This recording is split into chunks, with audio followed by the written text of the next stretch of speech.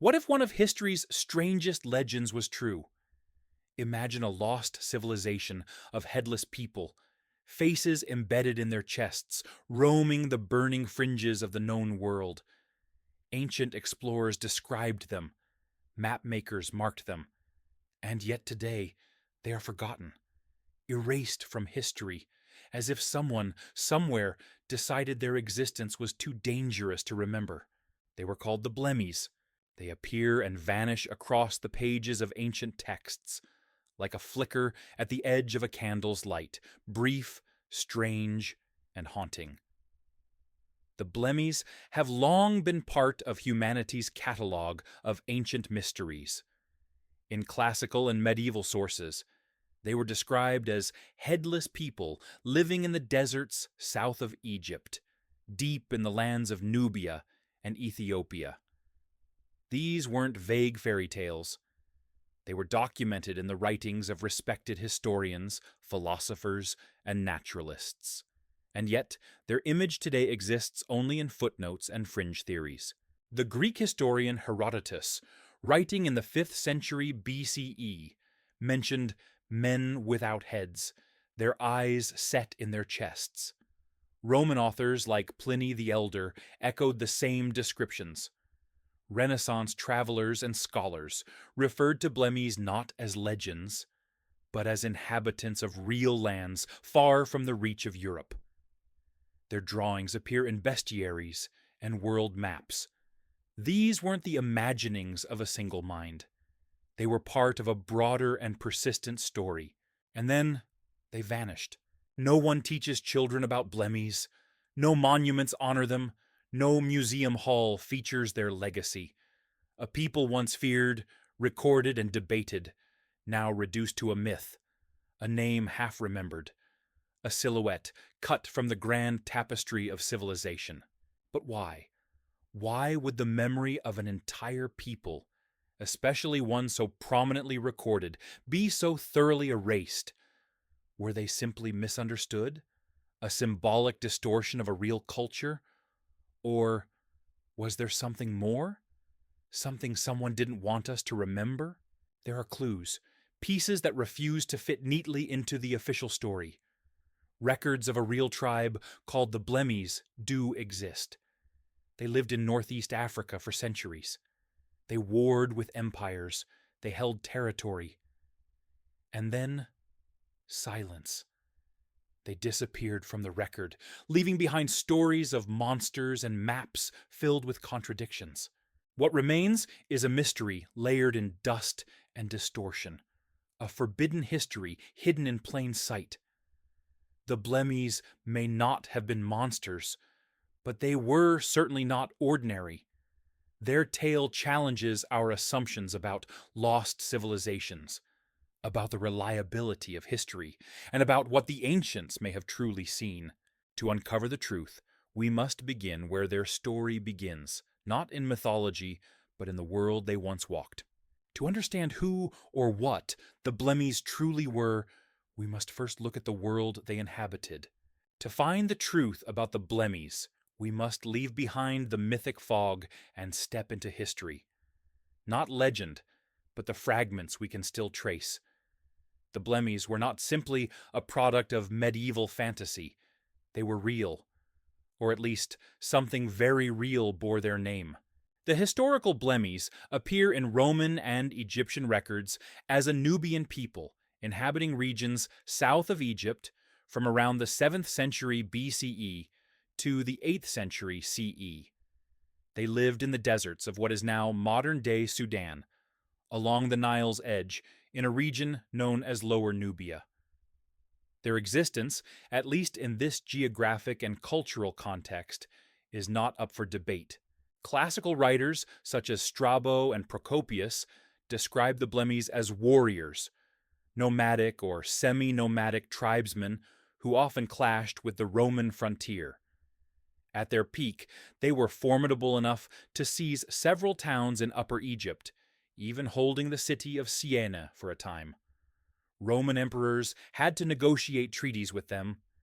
They were not just a nuisance on the edge of empire. They were a threat taken seriously. Yet while Rome recorded the Blemmyes as military adversaries, Greek and Roman natural historians painted a stranger picture. In their accounts, the Blemmyes were headless, with eyes set in their chests. How could these two depictions possibly refer to the same people? It's here the cracks begin to show.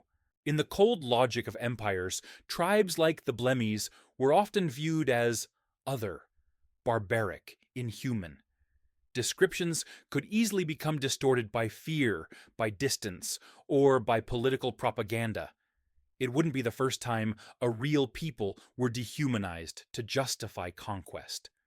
And yet, the peculiar consistency of the headless description across centuries and sources is difficult to dismiss as mere metaphor. Then there are the medieval maps, Mappa Mundi, for example, created in the 13th century, which placed the Blemies far to the south, still headless, still haunting the edge of the known world. Even as their kingdom fell into silence, their image persisted in European memory, freakish, monstrous, and somehow real.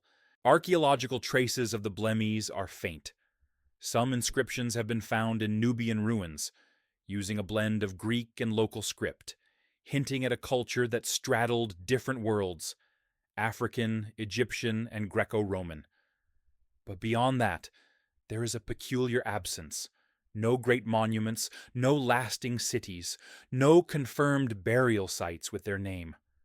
For a people that interacted with empires, they left a ghostly imprint. And perhaps that's the most intriguing part. A tribe powerful enough to battle Rome, strange enough to become legend, yet silent enough to slip out of the historical record. It raises the question, did something happen? Something catastrophic, something deliberate, that led not only to their disappearance, but to a reshaping of how they were remembered? The official story, it seems, is incomplete, and when a story fades, what replaces it? The deeper we dig into the world of the Blemmyes, the more the ground beneath us begins to shift. Because the anomalies are just beginning to surface. The story of the Blemmyes, as preserved in history books, seems straightforward. A nomadic Nubian tribe, militarily active, culturally obscure, eventually assimilated or erased by the tides of time. But if we pull the thread just slightly, the entire tapestry begins to unravel. Because the anomalies are many, and they refuse to be ignored. First, there is the question of consistency. Across centuries, and from multiple civilizations, we find near-identical descriptions of the Blemmyes as headless people. Herodotus, writing in the 5th century BCE, described men whose eyes were set in their chests.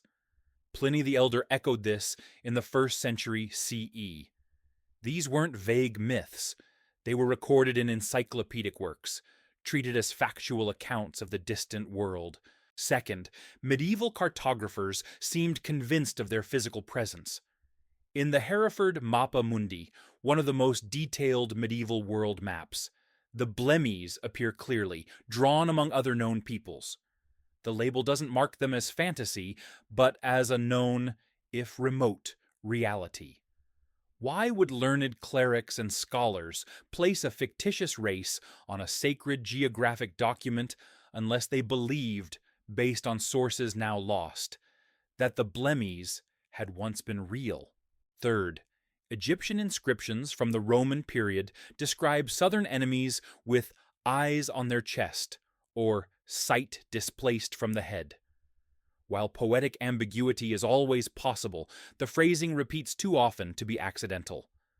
Why would an empire so precise in record-keeping use such strange language? Fourth, the archaeological silence. The Blemies had a military and political presence. But where are their cities, their burial grounds, their monuments? Most warrior tribes leave behind some evidence of infrastructure or legacy. Instead, we find only fragments, names scratched into ruins, brief references carved into stone, but never the people themselves. It's as though someone scrubbed their footprints clean. Fifth, skeletal anomalies. In the 19th and 20th centuries, a handful of unearthed skeletons in Nubia and Sudan showed unusual deformation, spinal shortening, compressed neck vertebrae, and unusually forward-positioned rib cages. No definitive conclusions were drawn, but some researchers speculated these remains might match ancient depictions of people whose heads seemed sunken or shifted downward. These findings were dismissed, but never disproven. And finally, oral traditions. Some communities in East Africa maintain stories of men without heads who once roamed the southern deserts. Descriptions vary, but one theme returns. These beings guarded a memory of something ancient, something forbidden. Their disappearance is attributed not to natural causes, but to punishment, as if they had witnessed a truth too dangerous to live. How could these fragments, separated by thousands of miles and hundreds of years, align so precisely? We are taught that history is a matter of evidence. But here, the evidence is precisely what unsettles the narrative. Like loose threads unraveling a carefully woven story, each anomaly pulls us further from certainty and closer to something hidden. And the strangest thread is still ahead. As we gather these fragments, the maps, the legends, the skeletal remains, the inscriptions, a pattern begins to emerge. Not one of fantasy, but of systematic omission. The deeper we dig, the more we realize the Blemies weren't just forgotten. They were deliberately erased. Let's start with time. The Blemies are first mentioned in antiquity, then again in late Roman texts, and finally vanish after the 7th century CE. Curiously, this timeline corresponds with the Arab conquest of Egypt and the wider cultural transformation of North Africa. What if their disappearance wasn't natural extinction, but an intentional rewriting of the regional identity? The collapse of their kingdom coincides with a time when older belief systems and hybrid cultures, those caught between African traditions, Hellenistic influence, and Roman power, were being swept away. The records that did remain were filtered through external voices: Roman generals, Greek historians, medieval clerics. The Blemies never got to tell their own story, and when a people loses their voice, others write the ending for them. Now consider the visual depictions. Artists and scribes from Europe, people who had never set foot in Nubia, consistently drew the Blemies the same way: short, broad, and headless. It suggests they were copying from a source no longer available to us. A master document, a sketch, a testimony, something once real enough to be copied over and over again for centuries. But now, missing. This is not unlike a map with its corner torn off. We see the outline of the world, but a crucial region is gone. The missing silhouette on the tapestry of human history. And all we're left with are the smudges where the ink once was. We should also look at the physical evidence, or more precisely, the lack of it. How does a warrior tribe, active for nearly 1,000 years, leave behind so little? No royal tombs, no preserved cities, just whispers. It's as if someone scrubbed them from the timeline. Or, if they were never quite human to begin with, perhaps their physical legacy wasn't meant to last. And this brings us to the skeletal remains: deformed spines, flattened cervical vertebrae, compressed rib structures. The anomalies don't prove anything on their own, but viewed together with the legends, they hint at a people physically distinct, not monstrous, but divergent, a different branch on the tree. What if those depictions of headless figures weren't symbolic, but observational? What we're seeing may not be a myth misinterpreted, but a memory blurred by distance, time, and censorship. A story told in the margins, scraped clean from the main page. The deeper we follow this trail, the more the question shifts from, did the Blemies exist, to something far more unsettling. What were they? All these clues point to one almost unbelievable conclusion. The Blemies may not have been fully human, at least not in the way we understand the term today. Not myth, not metaphor, but a divergent branch of hominid, a relic from a forgotten epoch of Earth's deep past. Perhaps even survivors of a pre-cataclysmic world, remnants of a lineage that should have vanished but didn't.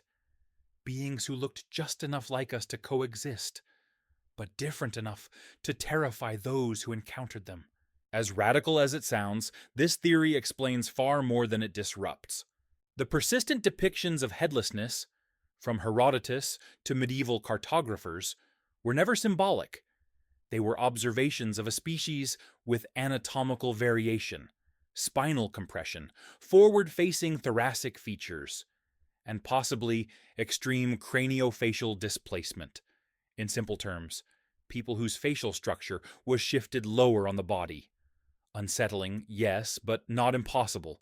And if such a species had survived into recorded history, perhaps even establishing a kingdom in Nubia, it would have challenged everything ancient empires believed about the human hierarchy.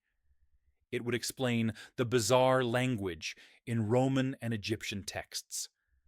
Not poetic exaggeration, but primitive attempts to describe something profoundly real. Now consider the silence.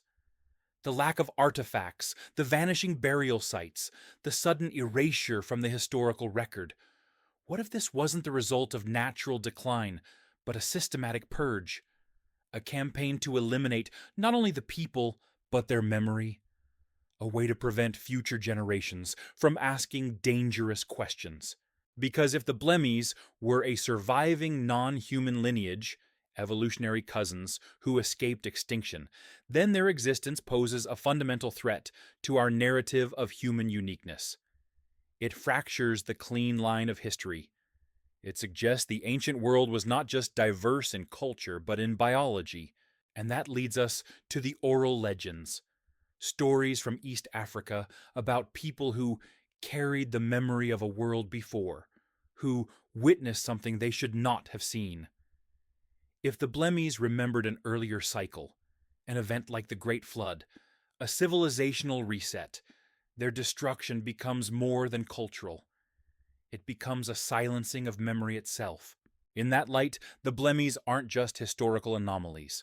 They are warnings. A lost race that once walked beside us, then disappeared, leaving behind only the edges of a story. A torn map, a ghost on the parchment. If this theory holds any truth, then it reframes everything we know about the ancient world.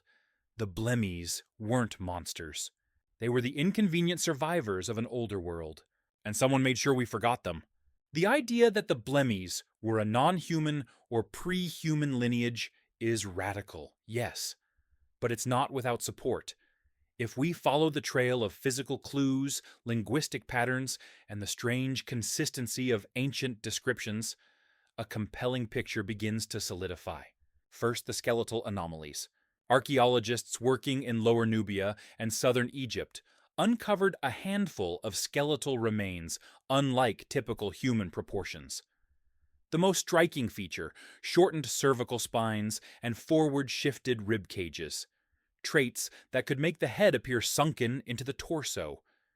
In isolation, these could be dismissed as congenital defects. But when found repeatedly across a region historically associated with headless people, the coincidence grows thinner.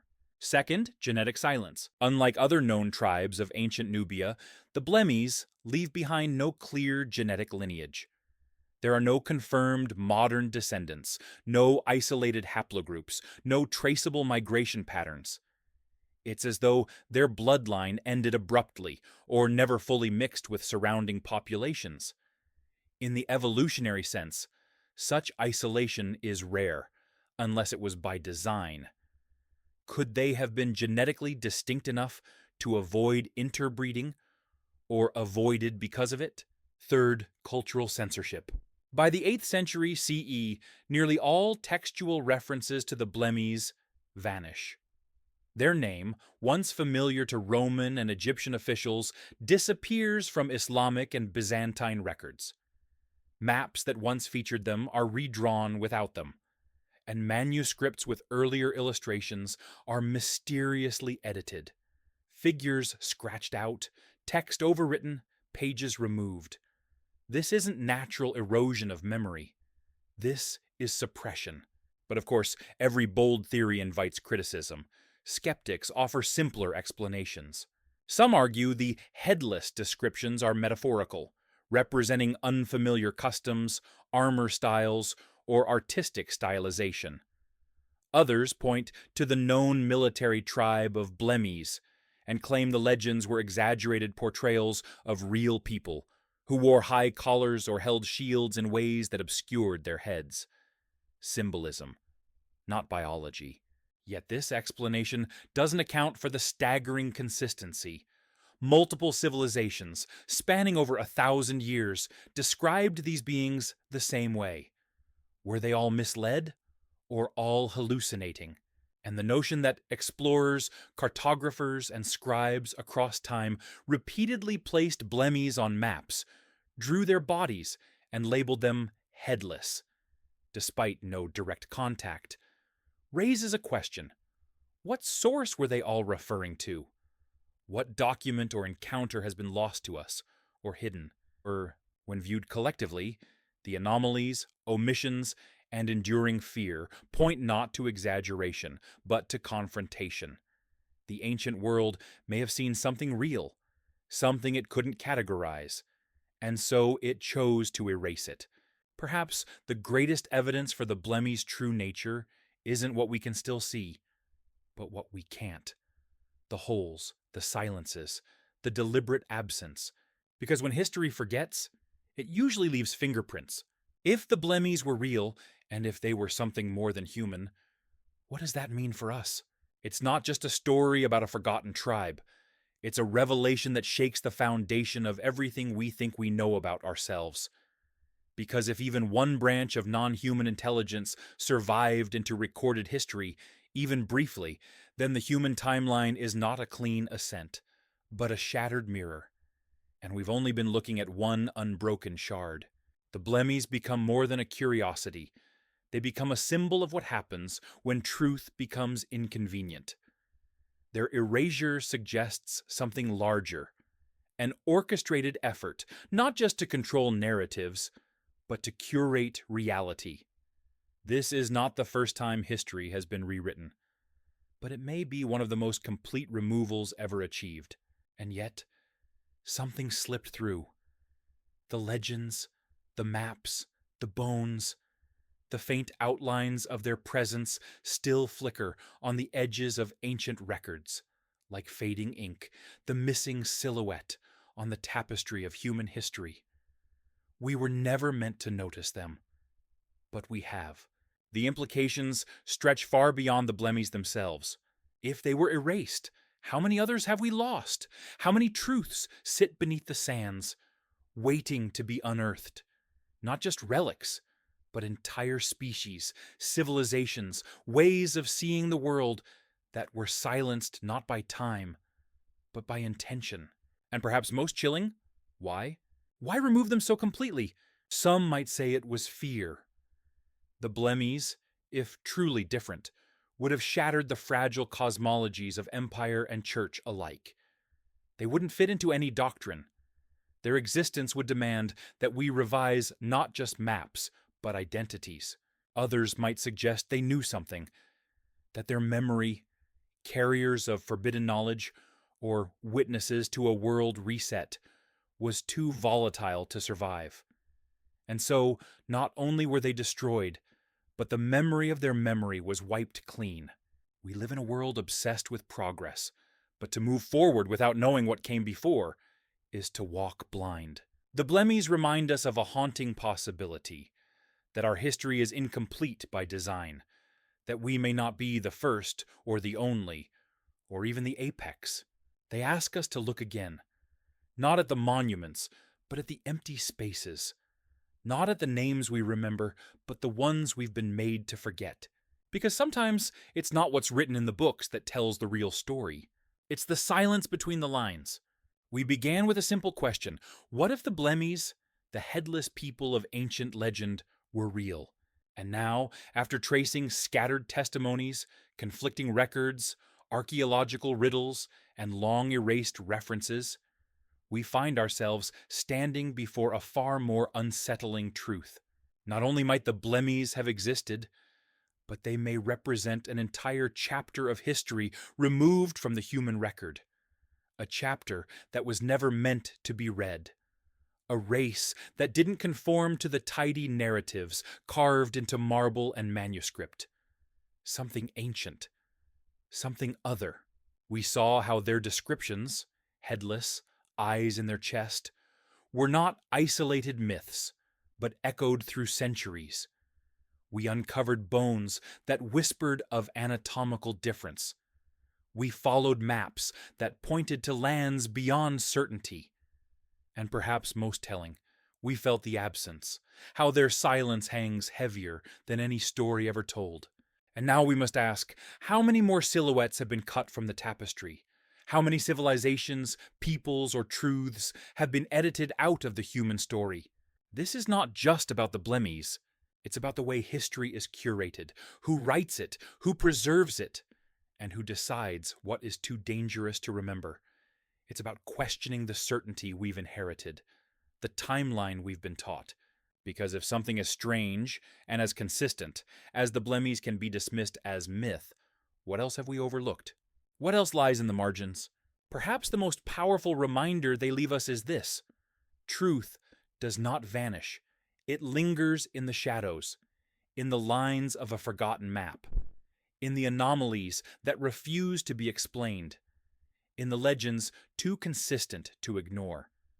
And when we dare to look closer, when we pull back the veil, we don't just discover the past. We rediscover ourselves. The Blemies may be gone. Their bones may lie scattered. Their cities turned to dust. Their names burned from the records. But their mystery remains. A question still unanswered. A shape still visible, if only we dare to look for it. And so, our investigation ends here, for now. But there are more gaps to fill, more fragments to reassemble, more forgotten truths waiting in the silence. If you believe, as we do, that history is far stranger and far deeper than we've been told, then join us. Subscribe to this channel. Share what you've discovered. Comment with your theories.